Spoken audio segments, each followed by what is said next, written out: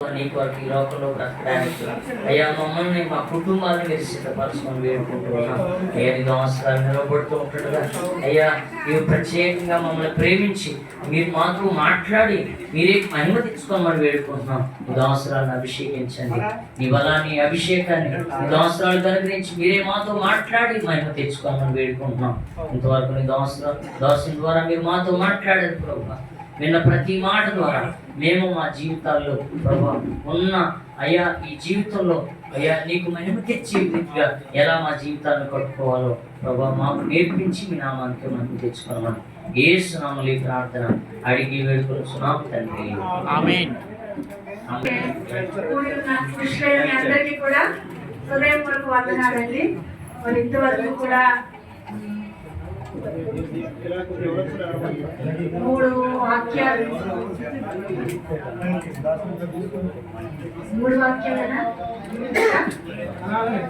ఉదయం మరి 2 అలాగే పురుషులుగా మరి ఒక వాక్యం అయింది కదా. 2వ వాక్యం కూడా మరి అవసరమే అన్నట్టుగా దేవుడు ఈ సమయాన్ని నాకు ఇచ్చాడని నేను నమ్ముచున్నాను. దేవుడు స్తోత్రం.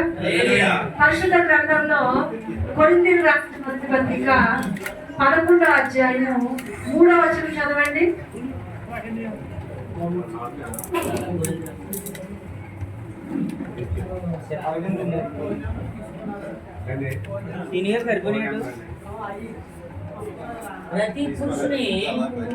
ప్రతి పురుషునికి శిరస్సు క్రీస్తునే. ప్రతి పురుషునికి శిరస్సు క్రీస్తునే. స్త్రీకి శిరస్సు పురుషుడనియు క్రీస్తునకు శిరస్సు దేవుడనియు తెలుసుకోవాలని కోరుచున్నాను. దేవుడు స్తోత్రం. చిన్న ప్రార్థన చేసుకుందామండి. అందరూ కూడా ప్రార్థన చేద్దాం. అందరూ ప్రార్థన చేయండి. పరిశుద్ధుడైన తండ్రి, ప్రేమ నమ్మకము కలిగిన దేవ, కృపా కనికరము గల తండ్రి, మీ కొందరు స్తుతులు స్తోత్రాలు చెల్లించుకుంటున్నాం నాయన. ఇదిగో ప్రభు వరకు నాయన దేవాని దాసుల ద్వారా అయ్యా మీరు మాట్లాడుతున్నారు. అందరి బట్టి నీకు స్తోత్రము నాయన. అయ్యా ఇదిగో ప్రభు మరొకసారి ప్రభు నాయన ఇదిగో నాకు సమయం ఇచ్చినట్లు అందరి బట్టి నీకు స్తోత్రములు తండ్రి. ప్రభు నీ మాటలు అందించడానికి ప్రభు నాయన ఇదిగో నేను ప్రభు నిలబడుచుండగా నాయన నీ మాటలు అందించడానికి సిద్ధపడి ఉండగా మీరు నాతోను మాతోను అందరితో కూడా పురుషులందరితో కూడా మీరు మాట్లాడి మహిమ పొందమని యేసు నామములో ప్రార్థిస్తున్నాను తండ్రి. ఆమేన్. అందరూ స్నాక్స్ తినేసారు ఇంకా తినలేదా? తింటా ఉంటారా? మరి ఎలాగా కాపే అని లేకపోతే దేవుడు స్తోత్రం. తింటా ఉంటే వాక్యం ఎంటా ఉంటే ఎక్కడది అర్థం అవుతుంది కదా. ఇక్కడ మనం చదువుకున్న ఆ వచన భాగంలో కొరింథీయులకు రాసిన పత్రిక 11వ అధ్యాయం 3వ వచనం మరలా ఒకసారి చదువుదామండి. ప్రతి పురుషునికి శిరస్సు క్రీస్తునియు స్త్రీకి శిరస్సు పురుషుడనియు క్రీస్తునకు శిరస్సు దేవుడనియు మీరు తెలుసుకోవాలని కోరుచున్నాను. ఇక్కడ మనకు అవసరమైన మాట ఏంటంటే స్త్రీకి శిరస్సు. ఇప్పుడు భార్య భర్తల సదస్సు కదా, దాన్ని బట్టి మనం మాట్లాడుకుందాం. స్త్రీకి శిరస్సు ఎవరంట? పురుషుడు. ఇప్పుడు భార్యకి నీ భార్యకు శిరస్సు ఎవరు? నువ్వే కదా. మీరందరూ ఏమై ఉన్నారండి? మీ భార్యలకు ఏమై ఉన్నారు? శిరస్సు అయి ఉన్నారు. శిరస్సు మన అవయవాలన్నీ కూడా, మన బాడీలో ఉన్న అవయవాలన్నీ కూడా ఈ యొక్క శిరస్సు అంటే తలలో ఉన్న ఇక్కడి నుంచే బయలుదేరుతాయి. అన్నీ కూడా తలలో నుండే ఏది కదలాలన్నా చెయ్యి కదలన్నా. హల్లెలూయా హల్లెలూయా. ఈ తలలో ఉన్న ఆలోచన బట్టే మన బాడీలో ఉన్నాయన్నీ కూడా పనిచేస్తూ ఉంటాయి. చూడండి, తల అంటే మైండ్ సరిగ్గా లేదనుకోండి,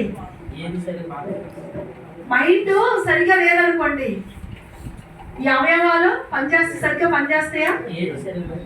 మైండ్ సరిగ్గా పనిచేయని వాళ్ళు ఏమంటారు? పిచ్చోళ్ళు అంటారు.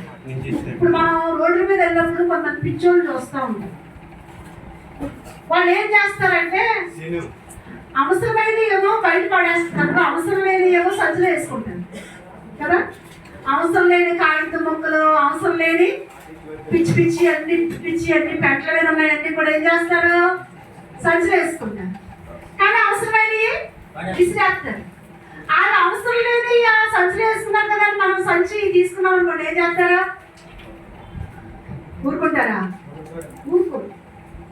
అయితే ఆ పిచ్చి పనులు, ఆ పిచ్చి ఎందువల్ల అలా అవసరం లేని అన్ని కూడా మూట కట్టుకుంటున్నారంటే వాళ్ళ మైండ్ పని చేయట్లేదు, సరిగ్గా పని చేయట్లేదు. అలాగే శిరస్సుగా నీవు సరిగా లేకపోతే, నీవు సరైన ప్రవర్తనలో లేకపోతే నీ కుటుంబం ఎన్నటికీ కూడా సరిగా ఉండలేదు. నీవు సరిగా ఉన్నప్పుడే చూడండి, ఈ మైండ్ ఎంత చురుకుగా పనిచేస్తే, ఈ మైండ్ ఎంత చక్కగా పనిచేస్తే అంత ఆరోగ్యంగా ఉంటామా ఏమండి?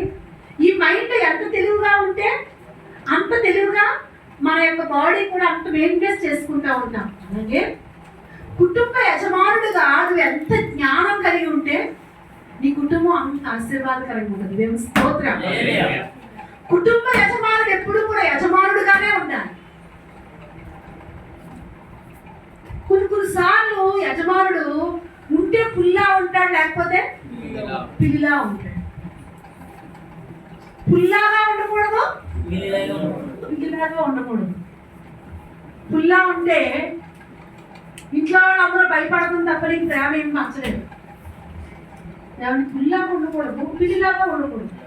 నీ స్థానం, భర్త స్థానంలో నువ్వు ఒక శిరస్సుగా దేవుడు పెట్టాడు. నీ మీద నీ భార్య బిడ్డలు ఆధారపడి ఉన్నారు. ఎప్పుడైతే నీ కుటుంబం బాగుంటుందో అప్పుడు సంఘం ఆశీర్వాదకరంగా ఉంటుంది. సంఘం ఎప్పుడు ఆశీర్వాదకరంగా ఉంటుందో సమాజంలో నువ్వు దీవెనకరంగా ఉంటావు. దేవుని స్తోత్రం. కాబట్టి కుటుంబానికి ముఖ్యమైన వ్యక్తిగా దేవుడు నిన్ను పెట్టాడు. చాలా భర్తగా నీ పాత్ర చాలా గొప్పది. అందుకే 128వ కీర్తన, ఇది కుటుంబ కీర్తన అంటారు.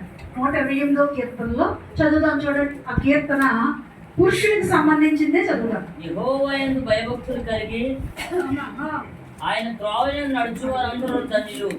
యెహోవాయందు భయభక్తులు కలిగి ఆయన త్రోవయందు నడుచు వారందరూ ధన్యులు.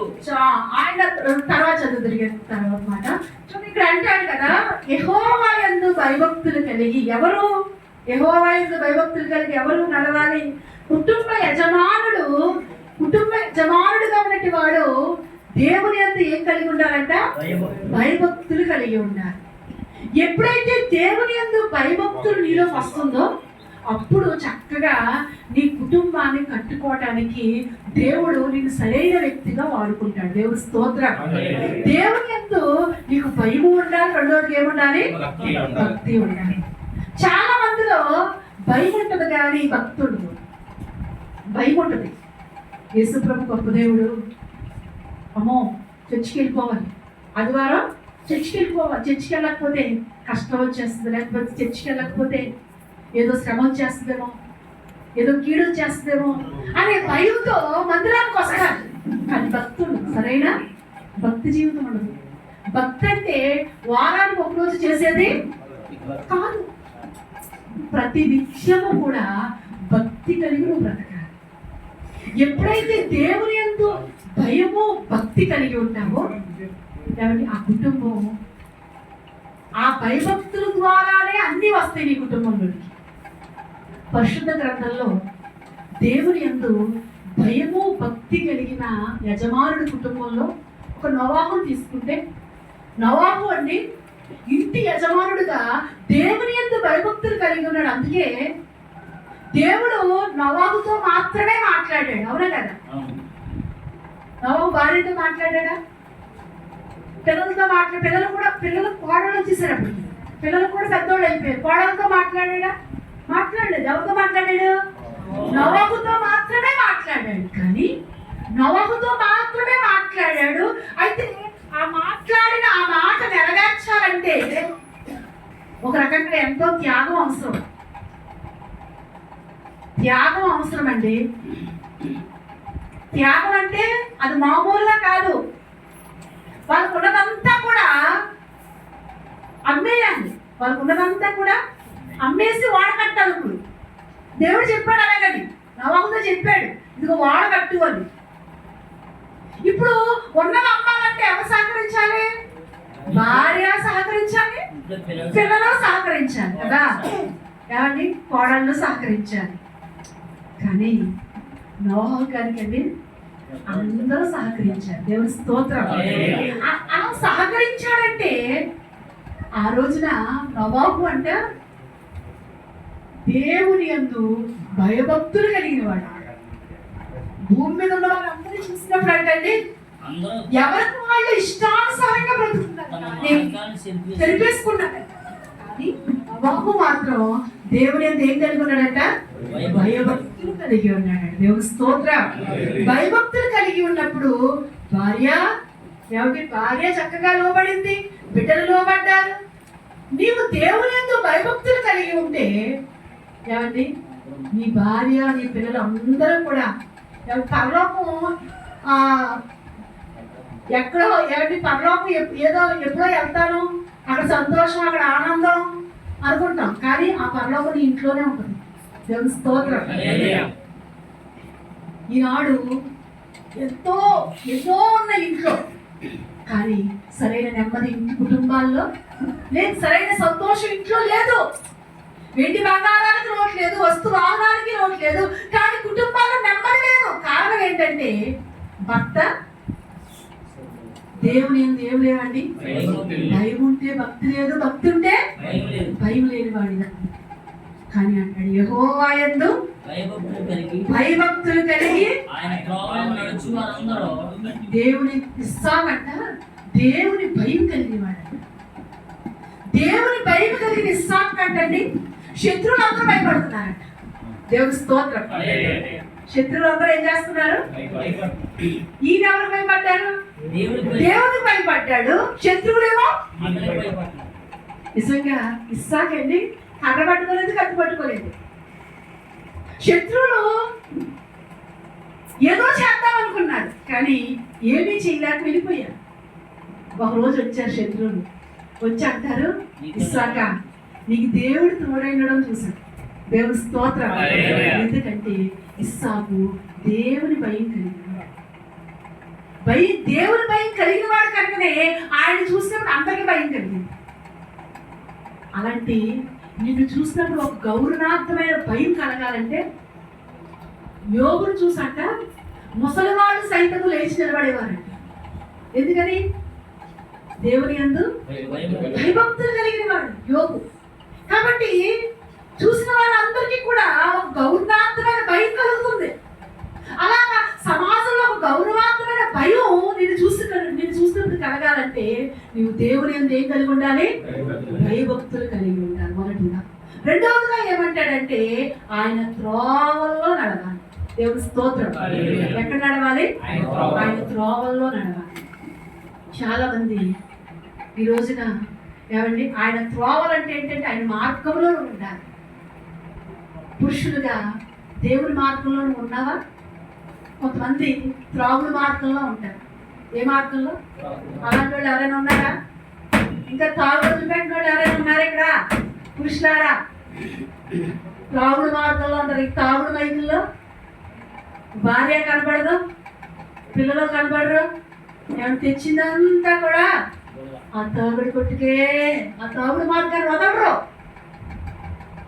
ఆ తాగుడు మార్గంలో నువ్వు ఉంటే ఎప్పటికీ నీ కుటుంబం, నీ భార్య, పిల్లలు ఆశీర్వాదకరంగా ఉండలేరండి. ఆ తాగుడు మార్గాన్ని వదలాలి. కొంతమంది జోదం మార్గంలో ఉంటారు. ఏ మార్గం? జోదం అంటే ఏంటి? పేకాట. అవునా? కోడి పందాలు కూడా జోదాటమే. మీరు ఒప్పుకోరేమో. ఒప్పుకుంటారా? ఒప్పుకోవాలి తప్పనిసరిగా. కోడి పందాలు కూడా ఏంటండి? జోదమే. అది కూడా కొంతమంది ఇప్పుడు ఆడవాళ్ళు కూడా ఎగబడిపోతారు. ఏమండి పురుషులారా, మనం అలాంటి మార్గాల్లోనికి వెళ్ళకూడదు. కీర్తన గ్రంథంలో అంటాడు, దుష్టుల ఆలోచన చెప్పున నడవక పాపుల మార్గమున నిలువక. ఆ మార్గం వద్దు మనకి. అన్యులుగా ఉన్నప్పుడు ఏదో తెలియక చేశాం, తెలియక చేసేది నీ కనుక కనికరింపబడితేనే అంటాడు పౌలు. దేవుని స్తోత్రం. తెలియక చేస్తే నువ్వు కనికరింపబడతావు, తెలిసిన చేస్తే తెలియని వారికి కొన్ని దెబ్బలు అంటే తెలిసిన వారికి అనేకమైన దెబ్బలు అంటుంది వాక్యం. కాబట్టి దేవుని బిడ్డలుగా ఎవరి జోదం మార్గాన్ని విడిచిపెట్టావా, త్రాగుడు మార్గాన్ని విడిచిపెట్టావా? మరి కొంతమంది జారశ్రీ మార్గంలో ఉంటారు. ఏ మార్గం? జారశ్రీ మార్గం. చాలా ప్రమాదం. సామెతల గ్రంథంలో ఉంటుంది కదా, జారశ్రీ మార్గంలో ఉన్నవాడంట గోతిలో ఉన్నట్టే, భయంకరుడు ఊబిలో ఉన్నట్టే. జారశ్రీ మార్గంలోకి వెళ్ళావా, ఊబిలోకి ఉన్నట్టే. ఆ ఊబిలోంచి ఎంత వద్దామన్నా ఏమైపోతావు? ఊరుకుపోయినట్టుగా అయిపోతుంది నీ పరిస్థితి. చాలా ప్రమాదం, చాలా ప్రమాదం. ఈ జారశ్రీ మార్గం ఈ రోజున ఒకవేళ నీకు సంతోషంగా ఆనందంగా కనిపించవచ్చు, కానీ ఒక రోజున అది ఎంతో వేదనకి, ఎంతో భయంకరమైన మనస్తాపానికి గురి చేస్తుంది. జాగ్రత్త. కాబట్టి రాగుడు మార్గం వద్దు, జోదం మార్గం వద్దు, జారశ్రీ మార్గం వద్దు. కొంతమంది ధన సంపాదన మార్గంలో ఉంటారు. ఏ మార్గం? ధన సంపాదన మార్గం. ఇంకా భార్య లేదు, పిల్లలు లేదు, ఇంకెంతసేపు ఇది ఈ వ్యాపారం, ఈ పని ఉంది, ఇంకో వ్యాపారం పెడదామా, ఇంకో వ్యాపారం పెడదామా. ఇంకా వాళ్ళ ఉద్దేశం ఏంటి? ఏమండి, ఇంక ఈ శాత ఆ శాతం 2% సంపాదించేయమంట. వద్దండి దేవుని బిడ్డలుగా. ఏమండి, ధనమే దైవం కాదు. ఏమండి, 2 చేతులా చేయాలి అనుకోవద్దు.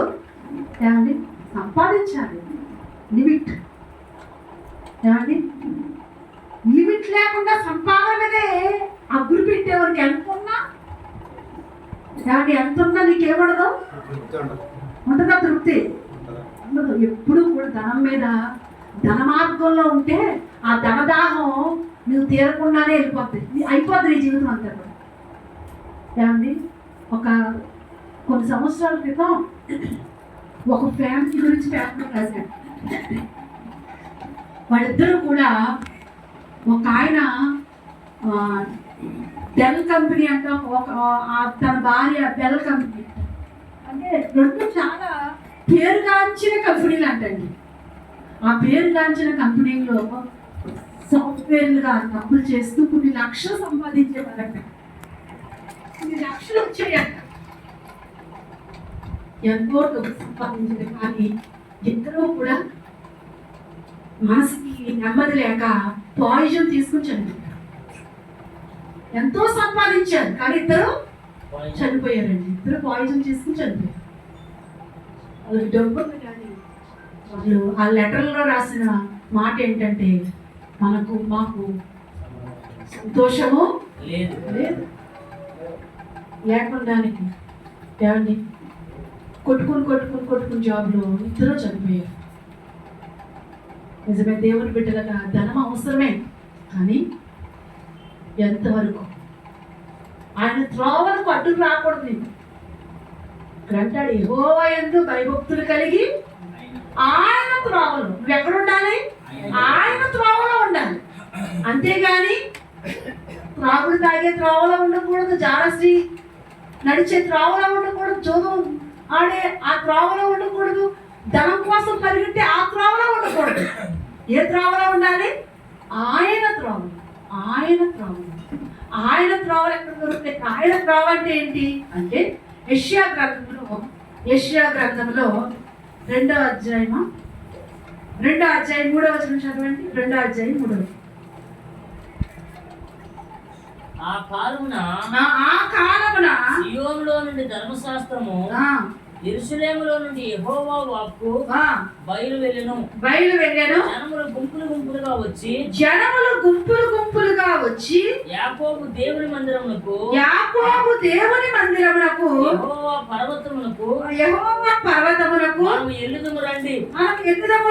ఆయన తన మార్గముల విషయమై మనకు బోధించును.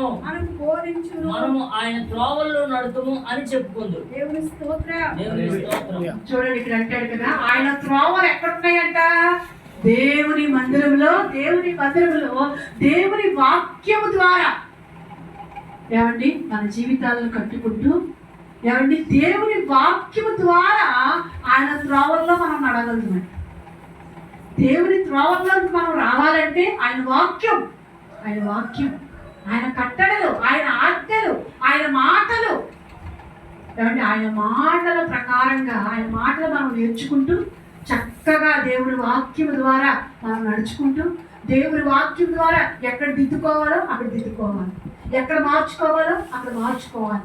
దేవుని వాక్యం ఏం చెప్తుంది, ఆ దేవుని మాటలన్నీ నీ జీవితంలో పెట్టుకుని ఆ మాటల ద్వారా నువ్వు మార్పు చెందుతుంటే మంచి సాక్ష్యాన్ని సంపాదించుకో. నువ్వు గొప్ప ఆశీర్వాదకరంగా ఉంటావు. అంటాడు, యెహోవా యందు భయభక్తులు కలిగి ఆయన త్రోవల్లో నడుచువారందరూ ధన్యులు. నువ్వు ధన్యుడుగా ఉంటావు. ఏమండి ఎలా ఉంటావు? అప్పుడు ధన్యుడుగా ఉంటావు. కాబట్టి మొట్టమొదటిగా పురుషుడుగా నువ్వు యెహోవా యందు భయభక్తులు కలిగి ఆయన త్రోవల్లో నీవు నడవాలి. రెండవదిగా నీ కుటుంబానికి మంచి నాయకత్వం వహించాలి. ఏం వహించాలి? మంచి నాయకుడుగా ఉండాలి, మంచి నాయకుడుగా పనిచేయాలి. ఎందుకంటే మొట్టమొదటి మా మూలవాక్యం చెప్పాను కదా, నువ్వెవరవు? శిరస్సు. ఏమై ఉన్నావు నువ్వు? శిరస్సు. నీ భార్యకు నువ్వేమై ఉన్నావు అంటే కుటుంబానికి నువ్వు హెడ్. నీ కుటుంబానికి నువ్వెవరో హెడ్. తల చాలా ప్రాముఖ్యమైనది. అందుకే ఏదైనా యాక్సిడెంట్ అయినప్పుడు ఏమండి చేతులకి కాళ్ళకి ఎక్కడ తగిలినా బతికేస్తాం, అవి కొంతకాలానికి తగ్గిపోతాయి. కానీ హెడ్కి మాత్రం తగలకూడదు అంటారు. ఎందుకని? హెడ్ చాలా ప్రాముఖ్యమైనది. అలాగే కుటుంబానికి నీ నాయకత్వం చాలా ప్రాముఖ్యమైనది. నువ్వు నాయకుడుగా ఉన్నావు కుటుంబంలో. నువ్వు నాయకత్వం కలిగి ఉండాలి, మంచి నాయకత్వం కలిగి ఉండాలి. ఎందుకో తెలుసా? దేవుడు కుటుంబంలో ఏదైనా తప్పు జరిగితే ఎవరిని ప్రశ్నిస్తాడు అంటే మిమ్మల్నే ప్రశ్నిస్తాడు. ఏమండి కుటుంబంలో ఎవరి ద్వారా తప్పు జరిగినా దానికి ఆన్సర్ ఎక్కడ ఉంది తెలుసా? ఏదైనా దాంట్లో మొట్టమొదటిగా పళ్ళు తినదు ఎవరు? అమ్మా క్లారిటీగా చెప్పాలి, ఎవరు? అవ్వే కదా. కానీ దేవుడు వచ్చాడు, చల్లపూడ దేవుడు వచ్చి ఎవరిని ప్రశ్నించాడు? మరి అవ్వ తింటే ఆదాము ఎందుకు ప్రశ్నించాడు? నాయకుడు కనుక. దేవుడు స్తోత్రం. ఒరే ఆదామా, నీకు నాయకత్వం ఇచ్చాను. ఏమిచ్చాడు నాయకత్వం? కాపుదల కాయమన్నాడు కదా. ఏమన్నాడు? కాయి. డాక్టర్ ఏం చేయమన్నాడు? కాయమన్నాడు. సేర్చమర్చమన్నాడు, కాయమన్నాడు. ఒరే ఆదామా, నీకు కాయమంటే ఏం చేస్తావురా? కాయకుండా ఎందుకు వచ్చింది? సాతాను తోటలో వచ్చింది. సరిగ్గా కాయకపోవటం వల్ల, ఆ నాయకత్వాన్ని సరిగ్గా నిర్వర్తించకపోవటం వల్ల. నిజమే, నీవు సరైన నాయకుడిగా లేకపోతే ఆ రోజున దేవుని ముందు తలదించుకోవాలి. కాబట్టి నీ కుటుంబంలో సరైన నాయకత్వం కలిగి ఉండాలి. దేవుడు అవ్వను ప్రశ్నించలేదు. అక్కడ మొట్టమొదట ఆదామునే ప్రశ్నించినట్లుగా మనం చూస్తూ ఉంటాం. దేవుని స్తోత్రం, హల్లెలూయా. కాబట్టి నువ్వు మంచి నాయకత్వం, ఎవరి భార్యను ఎలా చూసుకోవాలో అలా చూసుకోవాలి, బిడ్డల్ని ఎలా ప్రేమించాలో అలా ప్రేమించాలి, భార్య స్థానం భార్యకి ఇవ్వాలి. ఏమండి బిడ్డల స్థానం బిడ్డలకి ఇవ్వాలి. అంతేగాని చాలామంది మగవాళ్ళకి మరి అనకూడదేమో అని అనేస్తున్నాడు. చాలా ఈగో ఉంటుంది. ఏంటి ఈగో? ఈగో అంటే నేను మగవాడిని, నేను ఎవరిని? మగవాడిని. పైగా నాకు మీసం ఏముంది? మీసం ఉన్నా మగవాడిని అనుకుంటా. అలా అనుకుంటే రొయ్యకు కూడా ఉంటుంది మీసం. ఉంటుందా? రొయ్యలకి మీసాలు ఉంటుంది చూసారు ఎప్పుడైనా? నీకంటే పెద్దది ఉంటుంది. ఏమండి? మీసాలు తిప్పుకోవడం లేకపోతే నేను మగవాడిని సగర్వంగా చెప్పుకోవడం కాదు. నీ నాయకత్వం బాగుండాలి, సరిగా ఉండాలి. దాన్ని చక్కని నాయకత్వం, ఎవరిని చూడవచ్చుటైనా ఆ నాయకత్వం కలిగి ఉండాలి. ఎవరి కుటుంబ యజమానుడు అంటే యజమానుడిలాగానే ఉండాలి. అంతేగాని నాదేమీ లేదండి అంతా ఆవిడదేనండి అనుకోండి అనకూడదు. నాయకుడంటే నాయకుడే, నాయకుడే. మగవాడిగా దేవుడు ఆ ఆధిక్యత ఇచ్చాడు. నిజమే, ఆధిక్యత ఇచ్చాడు నీకు. ఆ ఆధిక్యతను కాపాడుకోవాలి. ఏమండి? స్త్రీ కంటే పురుషుడుగా నీకు ఎంత ఆధిక్యత ఇచ్చాడు. దేవుని తర్వాత, క్రీస్తు తర్వాత నిన్నే పెట్టాడు కదా. ఆధిక్యత ఇచ్చాడు. అయితే ఆ ఆధిక్యత నువ్వు కాపాడుకోవాలి. కాపాడుకోకపోతే ఏమండి ఒక్క ముక్కలో తీసి పడేసే పరిస్థితులు ఏర్పడతా ఉంటాయి. కాబట్టి చక్కగా చక్కని నాయకత్వం కలిగి ఉంటే ఈ కుటుంబానికి ఎంతో ఆశీర్వాదం. నువ్వు ఈ 128వ కీర్తన అంతా కూడా అలాంటిది. ఆదికాండం చదవండి, 18వ అధ్యాయం 19వ వచనం చదవండి. ఆదికాండం 18వ అధ్యాయం 19వ వచనం. ఎట్లనగా అబ్రహామును గూర్చి చెప్పినది, చూడండి, అబ్రహామును గూర్చి చెప్పినది అతనికి కలగజేయనట్లు తన తర్వాత తన పిల్లలను తన ఇంటి వారును నీతి న్యాయములు జరిగించుచు యెహోవా మార్గమును గైకొనుటకు అతడు వారికి ఆజ్ఞాపించినట్లు నేను అతను ఎరిగి ఉన్నాను అని. దేవుడు స్తోత్రం. ఇంటి వారందరినీ కూడా చక్కగా నడిపించుకుంటాడని ఎవరిని గురించి ఎరిగి ఉన్నాడంట? అబ్రహామును గురించి ఎరిగి ఉన్నాడంట. దేవుడు స్తోత్రం. ఇంటి వారందరినీ చక్కగా నడిపించుకుంటాడు. చక్కగా దేవుని భయభక్తుల్లో నడిపించుకుంటాడు అబ్రహాము. ఇంకా పిల్లలు పుట్టలేదు అప్పటికి అబ్రహాముకి, కానీ అబ్రహామును గురించి ఎరిగి ఉన్నాడంట. ఎలా చక్కగా పెంచుకుంటాడో, కుటుంబాన్ని ఎలా చక్కగా నడిపించుకుంటాడో దేవుడు ముందుగా చూస్తున్నాడట. దేవుడు స్తోత్రం. అలాగా దేవుడి నీ గురించి కూడా దేవుడు సాక్ష్యం చెప్పాలి. నీ భక్తి విశ్వాసాల గురించి కూడా సాక్ష్యం చెప్పాలి. నీ భార్య కంటే నీ భక్తి ఒక అడుగు ఎక్కువ ఉండాలి. దేవుడి స్తోత్రం. ఒక మెట్టు ఎక్కువ ఉండాలి. దేవుడి అలాంటి భర్తగా నువ్వు ఉండాలి, నాయకుడుగా. రెండవదిగా యాజకుడుగా ఉండాలి. కుటుంబానికి ఎలా ఉండాలి? నువ్వు యాజకుడుగా ఉండాలి. ఏమండి? యాజకుడు అంటే ఏం చేస్తాడు? యాజకుడి బాధ్యత ఏంటంటే ఏమండి? బలులు, దేవునికి మనుషులకు మధ్యవర్తిగా ఉండి బలులు అర్పించేవాడు యాజకుడు. అలాగే నీవు నీ కుటుంబం కొరకు, నీ తోటి వారి కొరకు బలులు అంటే ఏంటంటే విజ్ఞాపన ప్రార్థనే ఆయనకి బలి.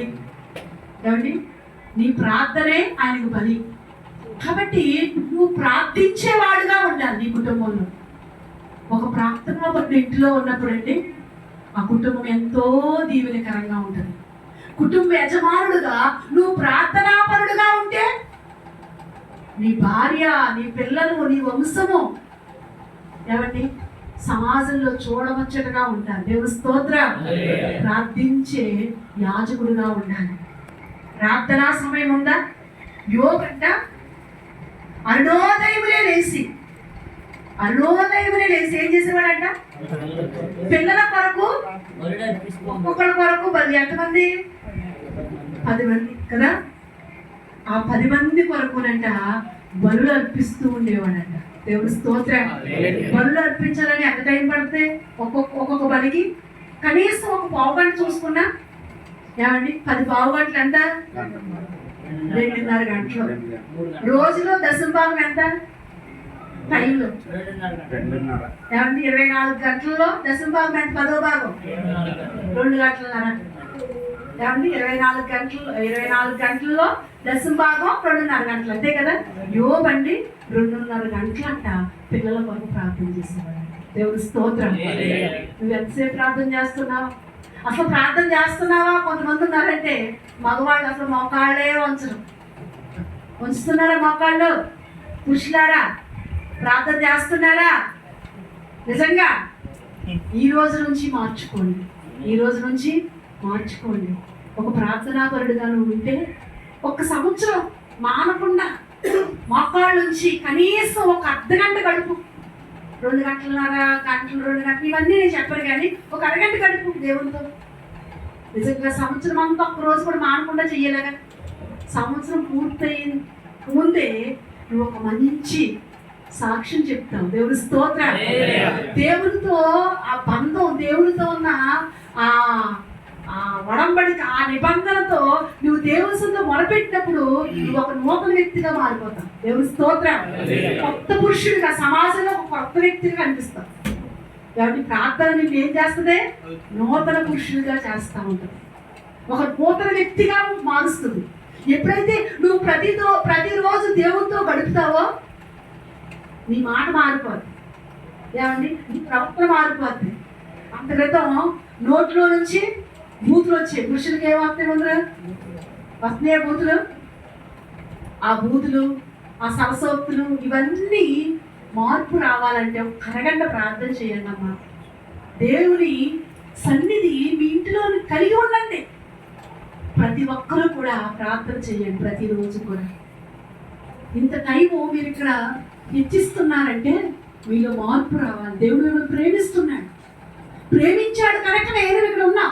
దేవుడి స్తోత్రం. కాబట్టి దేవుడిని నువ్వు రాలేదు ఇక్కడికి, దేవుడు తీసుకొచ్చాడు. దేవుడి స్తోత్రం. దేవుడు తీసుకొస్తేనే నేను ఇక్కడ ఉన్నా కదా. కాబట్టి నిన్ను ఒక ఆశీర్వాదకరంగా దేవుడు చూడాలనుకుంటున్నాడు. నీ కుటుంబాన్ని ఒక దీవెనకరంగా చూడాలనుకుంటున్నాడు. అందుకు నీ ప్రమేయం ఉంది. నీ కుటుంబాన్ని నువ్వు యాజకుడుగా పనిచేయాలి. దేవుడి స్తోత్రం. నాయకుడుగా ఉండాలి, తర్వాత యాజకుడుగా ఉండాలి, తర్వాత సంరక్షకుడుగా ఉండాలి. ఎలా ఉండాలి? సంరక్షకుడు అంటే రక్షించేవాడు. అంటే కుటుంబాన్ని అంతటినీ కూడా, కుటుంబానికి ఒక సంరక్షకుడు. ఆర్థికంగా, ఏమండి, ఆధ్యాత్మికంగా, మానసికంగా, భౌతికంగా, మూడు చెప్పారు. ఏమండి,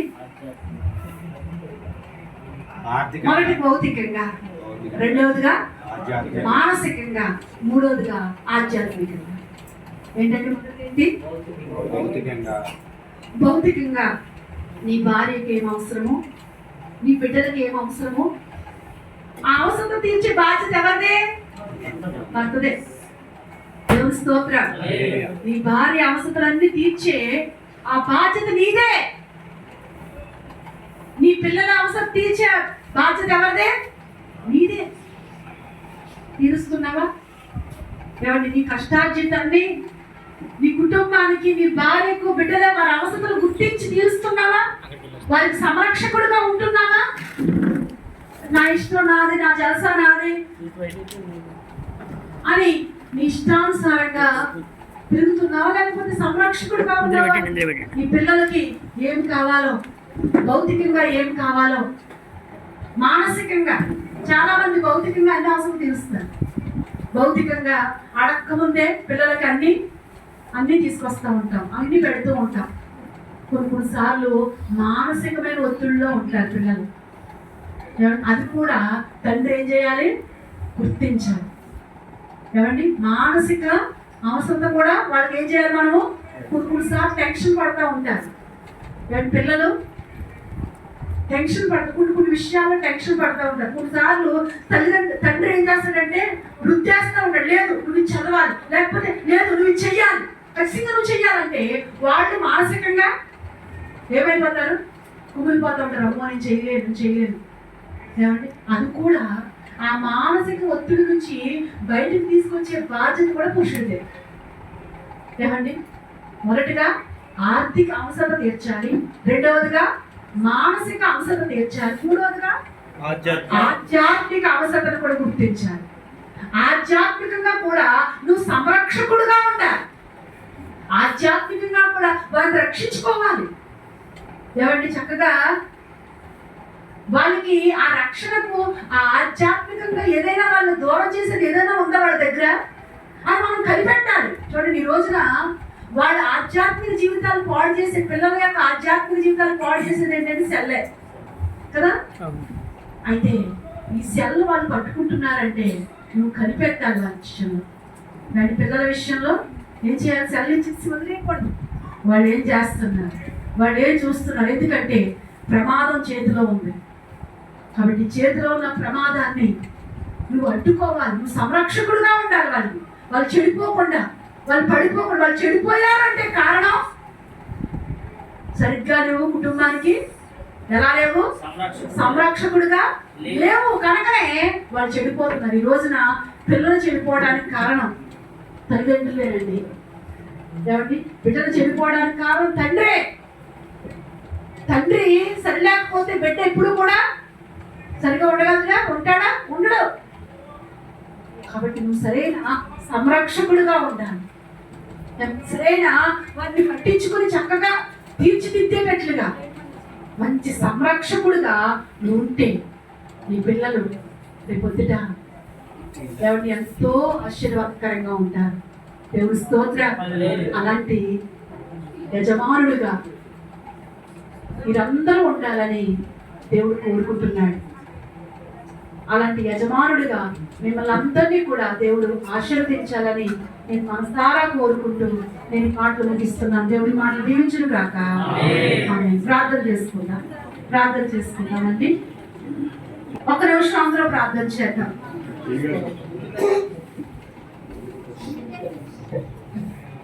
ప్రార్థన చేద్దామా అందరం కూడా. ప్రభువా, నేను ఒక యజమానుడిగా నీ యందు భయభక్తులు కలిగి ఉండాలని, నీ త్రోవల్లో నడవాలని, ఒక యాజకుడుగా, ఒక నాయకుడుగా, ఒక సంరక్షకుడుగా నేను ఉండాలని నాతో మాట్లాడావు నాయన. అందరూ ప్రార్థన చేద్దాం.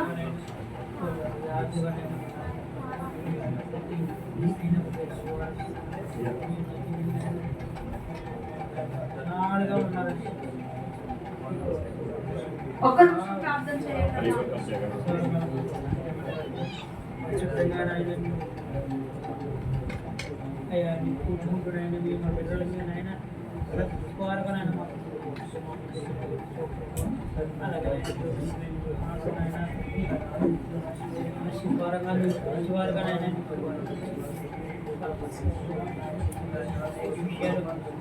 ప్రార్థన చేద్దాం అందరూ కూడా.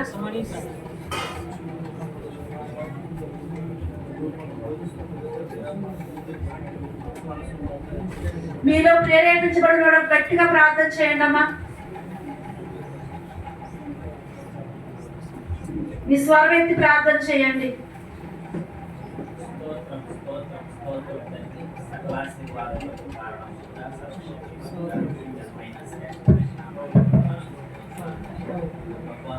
నిన్ను బట్టి నాయన నీవు మమ్మలను, మా కుటుంబాలను నువ్వు ప్రేమిస్తున్నావని, నీ సంకల్పము చొప్పున నాయన మమ్మల్ని భూమి మీదకి పంపించావని, మేము ఒట్టిగా రాలేదని అనేక విషయాలు ఈ రోజంతా మాతో మాట్లాడావు ప్రభు. అనిపిస్తూ ఇదిగో ప్రభు, ఈ సమయంలో నాయన మీ సేవకురాలు నిలబెట్టు నాయన. ఇదిగో ప్రభు, స్త్రీకి శిరస్సు పురుషుడని, పురుషుడనగా తలని నాయన ప్రభు, తల బాగుంటే అవయవాలన్నిటినీ సక్రమంగా పనిచేస్తాయని నాయన ప్రభు. నాయన ప్రభు, యజమానుడుగా, నాయకుడుగా, సంరక్షకుడుగా మా పని ఎంతో ఉన్నతమైందని నాయన నీవు మాకు ఇచ్చిన గొప్ప పనిని బట్టి నా తండ్రి మాతో నువ్వు మాట్లాడుతూ వచ్చావు ప్రభు. కుటుంబం పాడైపోవడానికి కారణం నాయన హెడ్ పురుషుడేనని నాయన మాతో తేటగా మాట్లాడుతున్నావు ప్రభు. నీకు స్తోత్రాలు. పరిశుద్ధుడా నీకు వందనాలు. యెహోవా యందు భయభక్తులు కలిగి ఆయన త్రోవల యందు నడుచు వారందరూ ధన్యులని నాయన వాక్యాన్ని బట్టి నాయన మాలో అనేకమైన చెడు మార్గాలను బట్టి నాయన నీ త్రోవల్లో ఉండని కారణంగా ప్రభువా అనేక సందర్భాల్లో ప్రార్థన చేయక, అనేక సందర్భాల్లో నిన్ను ఆశ్రయించక, అనేక సందర్భాల్లో నా ప్రభువా నీ సన్నిధిని ఆశ్రయించక నాయన సంపాదన పరులుగా, జోజ పరులుగా, వ్యసన పరులుగా, వ్యర్థులుగా అవుతూ నాయన ప్రభా మా కుటుంబాల్ని మేమే పాడు చేస్తున్నాం అన్నట్టుగా నాయన రుజువులు మాకు చూపించావు ప్రభా, నీకు స్తోత్రాలు అయ్యా. ఇదిగో ప్రభువా నీ మాటలను బట్టి మా జీవితాలు మార్చుకోవడానికి ఒక మంచి తరుణాన్ని, మంచి అవకాశాన్ని నాయన పశ్చాత్తాపం కలిగి నీ సన్నిధిలో వేడుకుంటే నాయన మమ్మల్ని నాయకులుగా ఉండే ధన్యత, యజమానులుగా ఉండే ధన్యత నాయన ప్రభువా తండ్రి నీకు స్తోత్రాలు నాయన. పరిశుద్ధుల సంరక్షకులుగా ఉండే ధన్యత మా కుటుంబాల్ని నాయన ఈ లోకములోను ఆ నిత్య జీవములోను ప్రభువా నిలబెట్టుకునే ధన్యత మాకివ్వటానికి మమ్మల్ని ప్రేమిస్తున్నావు తండ్రి. మీ దాసుల్ని ప్రేరేపించి నాయన ఈ సభలు నాయన ఈ కూడికి ఏర్పాటు చేస్తావు ప్రభు. మా కుటుంబాన్ని ప్రేమించి నాయన తండ్రి నీకు స్తోత్రాలు అయ్యా. మేము ప్రయోజనకరమైన వారిగా ఉంటే మా కుటుంబాలు ప్రయోజనకరమైనవిగా అవుతాయి నాయన. మా కుటుంబం ప్రయోజనకరమైనదైతే మా సంఘము నాయన ప్రభు ఈ దేశానికే మార్గదర్శకంగా మారుతున్న తండ్రి, ఈ సమాజానికి గొప్ప మాదిరిని ఇవ్వగలుగుతాం ప్రభు. నీకు స్తోత్రాలు నాయన ప్రభు. అందుకు నేను సంఘాన్ని ఏర్పాటు చేసుకున్నావు ప్రభు, నీకు స్తోత్రాలు.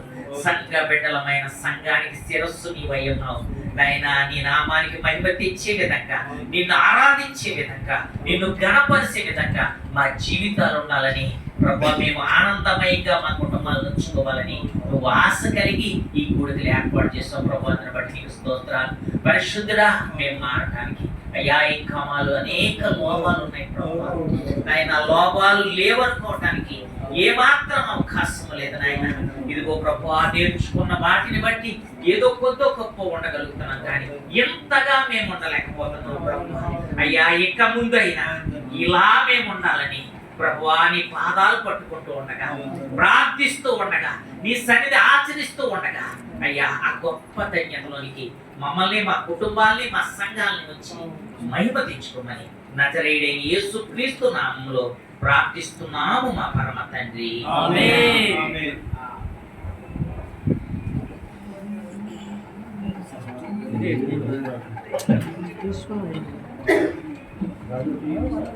పరిశుద్ధుడైన తండ్రి నీకు వందనాలు, స్తుతులు ప్రభువా. ఇంతవరకు నాయన ఇదిగో నాయన ఈ కూడికంతటిని కూడా ఆశీర్వాదకరంగా జరిగించుకున్నందుకు నీకు వందనాలు. కుటుంబ యజమానుడు మరి కుటుంబానికి ఎంతో ప్రభా నాయన అవసరం. నిజమే, తల లేకపోతే ఈ మొండానికి విలువ లేదు నాయన.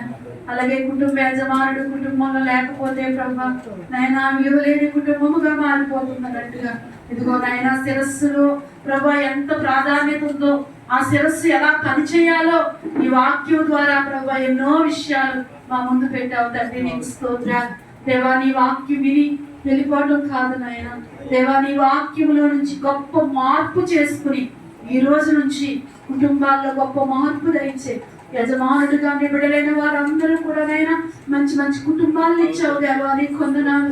భార్యని ఇచ్చావు, బిడ్డలు ఇచ్చావు తండ్రి. నాయనా ఇదిగో ఆ కుటుంబం ప్రభా సమాజంలో ఒక దీవెనకరంగా, ఆశీర్వాదకరంగా ఉండాలని దేవాని అనాది సంకల్పము కలిగి ఉన్నావు తండ్రి. అయితే నాయన ఇదిగో కుటుంబ యజమానుడిగా నాయనా నీ బిడ్డలు తండ్రి నీ యందు భయభక్తులు కలిగి నీ త్రోవల్లో నడిచే వారిగా, నాయకుడుగా, యాజకుడుగా, సంరక్షకుడుగా పనిచేసే వారుగా ఉండడానికి నీ బిడ్డలందరినీ మీరు బలపరచండి. విత్తబడిన వాక్యాన్ని దేవా మరలా నెమరు వేసుకోగలిగిన ఆ శక్తిని బిడ్డలకు దయచేయండి. నీ వాక్యము ద్వారా ప్రభా వారి జీవితాలు కట్టుకుని, కుటుంబాలు కట్టుకుని ప్రభా దేవా నాయన ఈ రోజు నుంచి కూడా నాయన కుటుంబాల్లో తండ్రి చక్కని సంతోషము, ఆనందము, నెమ్మది వారు పొందుకుంటూ నాయన బిడ్డల తరం వెంబడి తరము ప్రభా ఆశీర్వాదకరంగా మార్చబడడానికి నిబిడలను నీ చేతులకు అప్పగించుకుంటున్నాం. మీరే సహాయం చేసి మహిమ పొందమని యేసు నామములో ప్రార్థిస్తున్నాను తండ్రి. ఆమేన్.